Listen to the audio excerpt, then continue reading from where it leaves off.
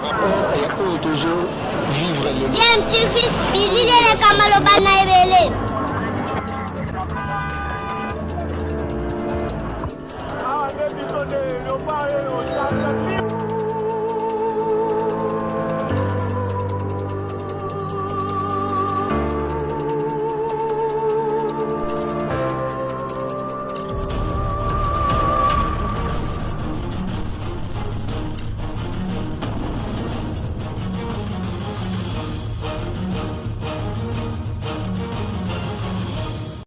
tu veux toujours un enfant. Oui, mais... Il va récupérer les changements de sang.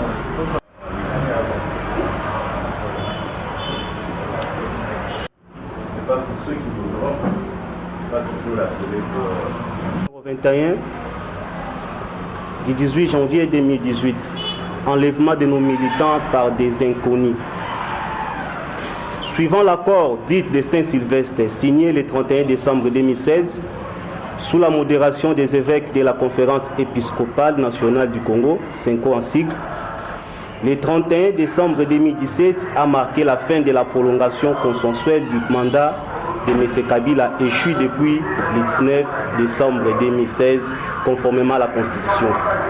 C'est dans ce contexte que le comité laïque de la coordination CLC en sigle, une structure laïque reconnue par l'Église catholique, a appelé à des marches pacifiques à marge desquelles 8 militants engagés du mouvement citoyen Filimbi ont été enlevés lors qui faisait la sensibilisation populaire. Tout d'abord, nous rendons nos hommages aux patriotes victimes de la répression barbare de la dite marche par les milices et autres mercenaires utilisés par les régimes illégaux et illégitimes afin de réprimer toute forme de mobilisation pacifique de la population. Pour rappel, le 23 décembre 2017, M. Palmer Kabeya a été enlevé à Kinshasa par des inconnus et transféré à la DEMIAP où ce dernier a été torturé. Il est à ce jour accusé d'atteinte à la sûreté de l'État et détenu en violation de la Constitution et des lois de la République sans aucun accès à un avocat ou à sa famille. Le 29 décembre 2017, des militants ont été enlevés à Kindu. Depuis lors, l'un a été libéré et le second, M. Roger Mouenemali, a été transféré à la prison centrale de Kindu. Il est accusé d'atteinte à la sûreté de l'État.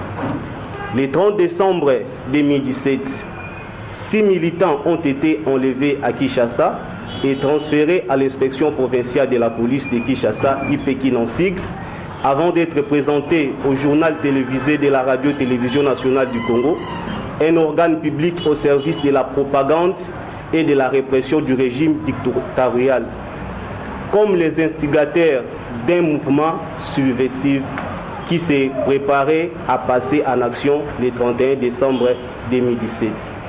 Des accusations totalement infondées, les images et vidéos prises lors dite campagne de sensibilisation confirment qu'il s'agissait bel et bien d'actions de sensibilisation totalement pacifiques. Depuis lors, des militants ont été libérés, M. Arciel Béni et Dixon Poutou, et 4 autres sont détenus au secret total depuis le 1er janvier 2018. Il s'agit de M. Carbone Béni, le chargé du réseau. Il s'agit encore de M. Mino Bompomi, le coordonnateur de la ville-province de Kinshasa, suivant de Grace Tchunza et Cédric Kalonji. Selon les informations à notre disposition, il serait détenu à l'Agence nationale des renseignements en air en cycle. Il serait torturé et poursuivi pour outrage au chef de l'État et incitation à la révolte. À ce jour, il nous est difficile de confirmer que ces derniers sont encore en vie. Au-delà des multiples alertes que nous avons lancées, notre collectif d'avocats a bel et bien saisi le procureur général de la République afin de lui demander de se saisir de ces différents dossiers conformément à la Constitution et à d'autres lois de la République, vu que le parquet reste un organe habilité à constater ou à statuer dans toutes les matières qui concernent les infractions. Nous condamnons avec la dernière énergie tous ces actes barbares et exigeons la libération sans condition de nos militants. Outre les interpellations, nous interpellons l'opinion nationale et internationale et informons que nous ne céderons en aucun cas face aux intimidations d'un régime illégal.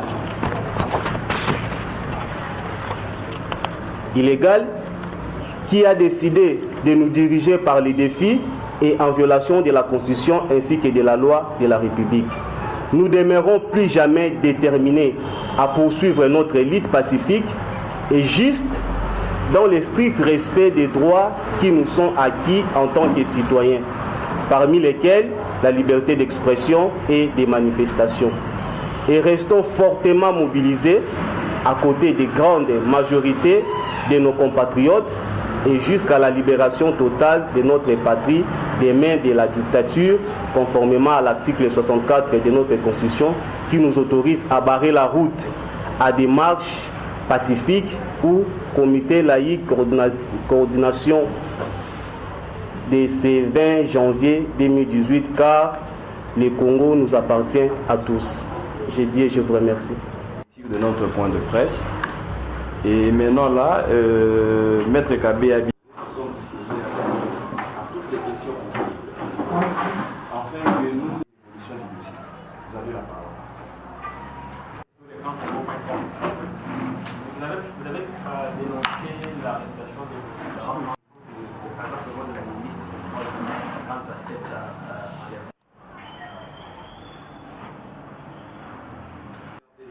Le reste, on fait. Faire sortir les autres et après les autres. C'est la troisième question. À de savoir quelle démarche avons-nous à mener pour aboutir à des fins favorables, malgré qu'il n'est pas encore palpé du doigt. Mais je peux vous répondre en disant que dès lors que nos militants ont été appréhendés, nous avons eu directement à nous relancer dans l'affaire en tant qu'avocats. On les a assistés pendant qu'ils étaient à l'Ipékin. Et là, on les a visités, on les a ravitaillés par rapport à tout le nécessaire qu'on pouvait mettre à leur disposition. Et ce n'est qu'après la nuit du 1er janvier 2018 que le OPJ, qui avait bel et bien la direction de cette affaire, me contacterait pour m'aviser que non, voilà, la décision est prise, vos clients seront d'ici minuit transférés à la ANER par la demande de lui-même, M. Kalev. C'est lui qui est chargé de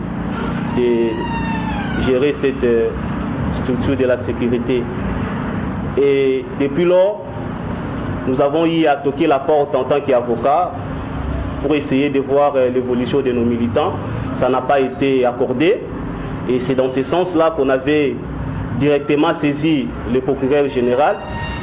Parce que quand on parle des infractions, on voit beaucoup plus le parquet par rapport à notre organisation compétence judiciaire. C'est le parquet qui reste le seul organe habilité à statuer dans tout ce qui est de l'infraction. Alors, le procureur général est bel et bien saisi. Nous attendons sa réaction, malgré que jusqu'à présent, ça semble être un peu freiné, mais nous espérons que par rapport à ses attributions, il aura une suite favorable à nous étaler.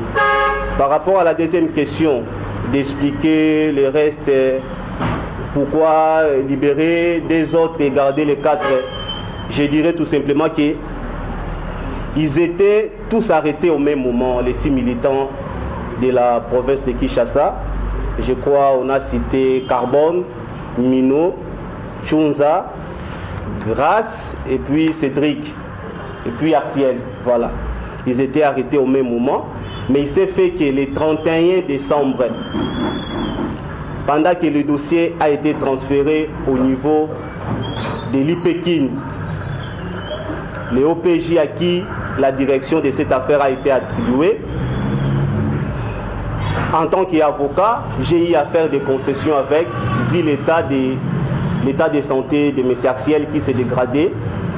et je lui avais demandé s'il pouvait coopérer avec moi pour les glisser dans les groupes des manifestants dont l'autorisation de libération a été autorisée par les autorités.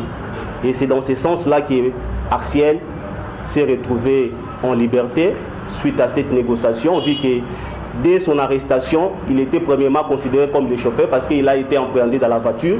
Deuxièmement, il n'avait pas les insignes du mouvement parce que les autres militants sensibilisés avec les polos, donc ils avaient bel et bien les insignes qui pouvaient facilement les identifier, alors que Artiel était au volant et il n'a pas fait l'objet de la rigueur, raison pour laquelle il a été relaxé sans toute autre procédure. Et par rapport à M. Dixon, lui il a été amené à la DEMIAP et après 4 jours, il serait bel et bien en contact avec un monsieur de la famille qui a également pesé pour lui jusqu'à ce que sa libération a été effective. Donc je crois que c'est la réponse que je réserve à toute série de vos questions. Pourquoi est-ce que nous ne sommes pas dans Congo.com? Quelles sont les démarches que nous menons auprès de Madame la ministre des Droits humains?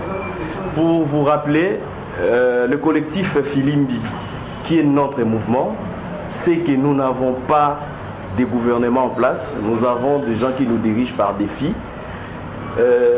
Parce que leur mandat du président illégal légitime avait pris fin le 19 décembre 2016.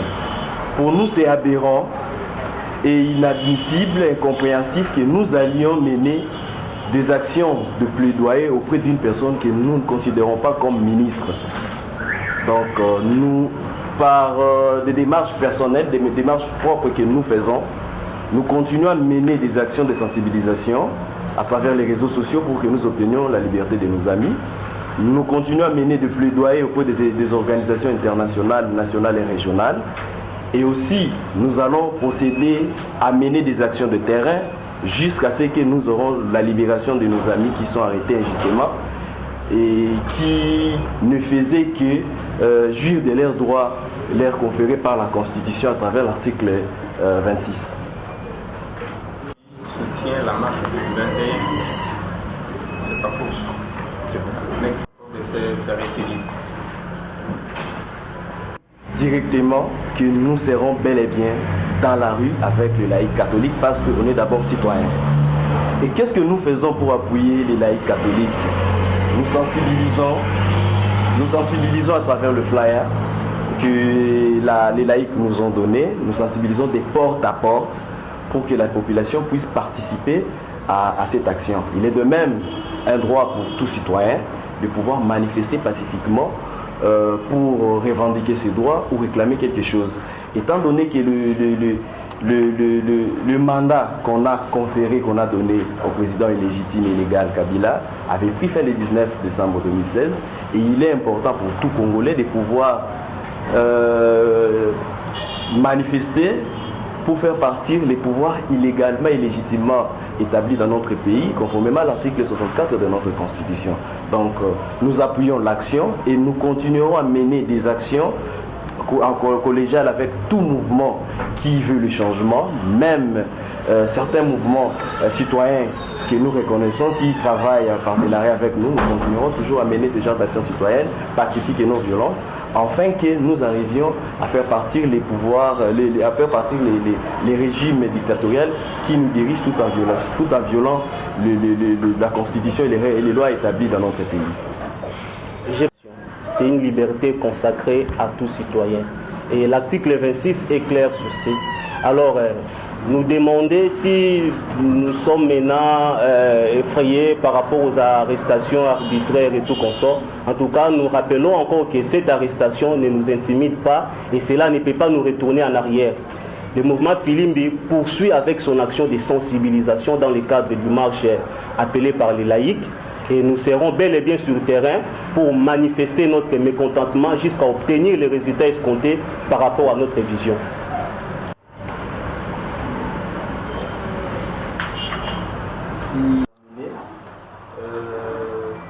Nous invitons les éclaircissements là où on n'a pas pu le faire. D'être ici dans nos bureaux et remercier mes collègues, Maître Kabé, Serge et les autres qui sont déjà intervenus en rapport avec la détention de nos collègues.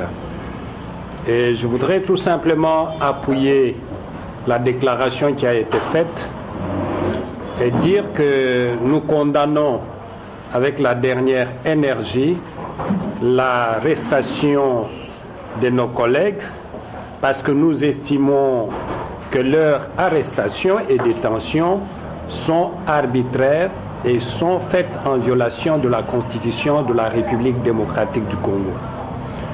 C'est pour cette raison que nous demandons aux autorités de la République démocratique du Congo, particulièrement celles de l'ANR qui détiennent irrégulièrement nos collègues, de pouvoir les libérer. Ce qu'ils sont en train de faire, au lieu de décourager les citoyens et particulièrement les militants du mouvement citoyen Filimbi, c'est au contraire un encouragement, non seulement pour les militants de Filimbi, mais aussi pour tous les autres jeunes qui doivent saisir cette opportunité que la Constitution nous donne de pouvoir exercer nos droits et libertés, parce que nous estimons que le pouvoir, le régime du président Kabila est irrégulièrement établi et qu'en tant que citoyens, nous avons le droit de les contester et de leur demander de partir parce qu'ils ne détiennent plus le pouvoir de manière légitime. Et tous les actes qui sont en train de poser sont des actes que nous condamnons. Et je voudrais profiter aussi de l'occasion pour réaffirmer que nous-mêmes, ainsi que les autres collègues qui sont ici devant, le dimanche, nous serons encore là pour marcher, malgré que nous savons que le pouvoir prépare des coups contre les citoyens, contre les Congolais. C'est notre droit, nous serons encore là. Et donc je voudrais profiter de l'occasion pour encourager les militants des Filimbi qui sont ici, ainsi que des autres mouvements, que notre cause est libre et que notre cause est juste, je voulais dire, et que si nous ne faisons pas ce que nous sommes en train de faire, personne ne va le faire pour nous. Si nous ne luttons pas pour que la situation change, le président Kabila et son régime vont rester encore là. Donc, c'est un appel que nous faisons à tous les militants de mouvements citoyens, à tous les citoyens congolais de se mobiliser pour la marche de ce dimanche. Et nous pensons que c'est notre droit et notre devoir d'y être si nous les faisons de manière pacifique. Merci. Les manifestations qui sont prévues sur l'intérieur, notamment ce n'est pas déjà un désordre. Cela fasse désordre dans la mesure où le droit de manifester est garanti, non seulement pour nous qui allons marcher avec les laïcs catholiques, mais aussi pour les autres qui ont appelé aussi. Les seuls conseils que nous pouvons donner à ce niveau, c'est que chaque groupe manifeste en respectant le droit des autres de manifester et en respectant les biens publics et biens privés et en respectant les lois de la République. Seulement, ce qui étonne, c'est que de ma mémoire, je n'ai jamais vu un parti politique organiser une marche le dimanche, de ma mémoire. Ça m'étonne que le rassemblement Kasavubu ait choisi d'organiser sa marche le dimanche alors que ce n'est pas dans les traditions des partis politiques.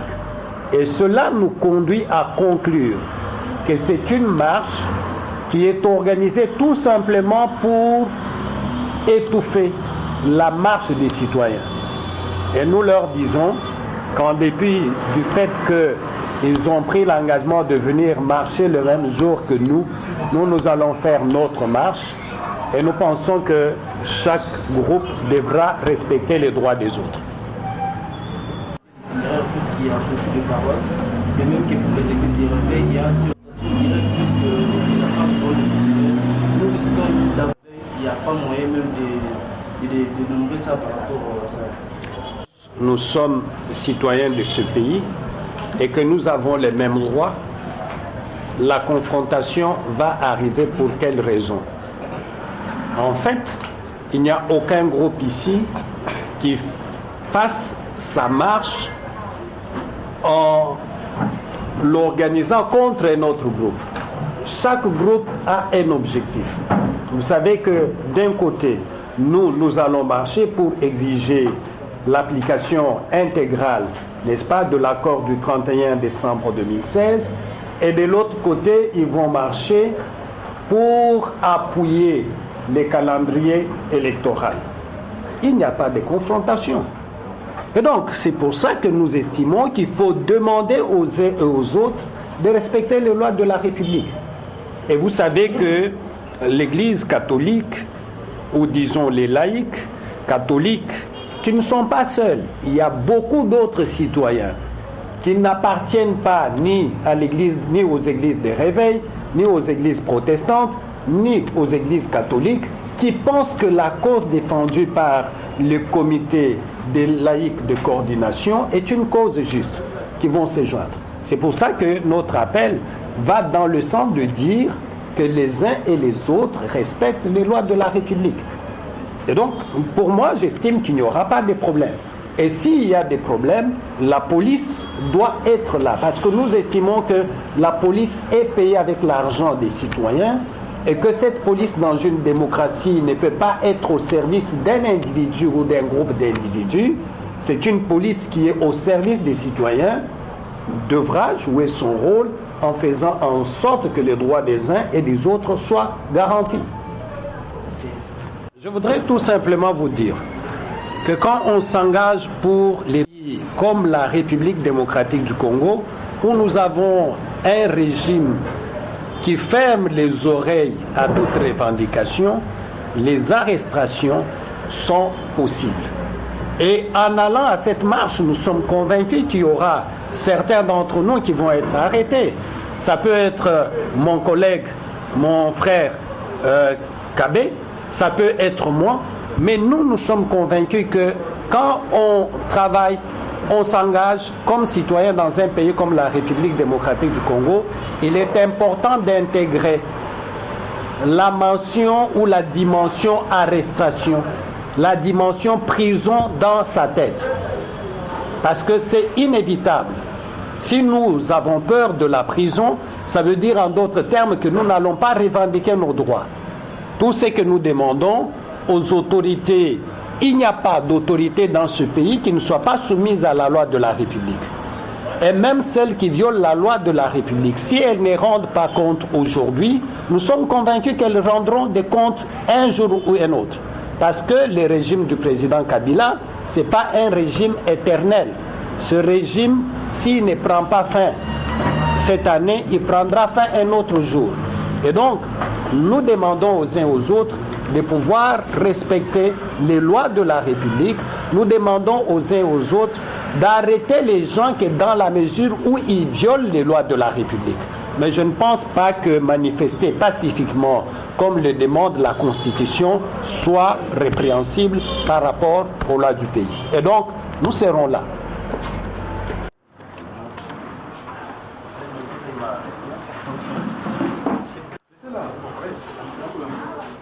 Bon, chers amis, là-bas, dans les fonds.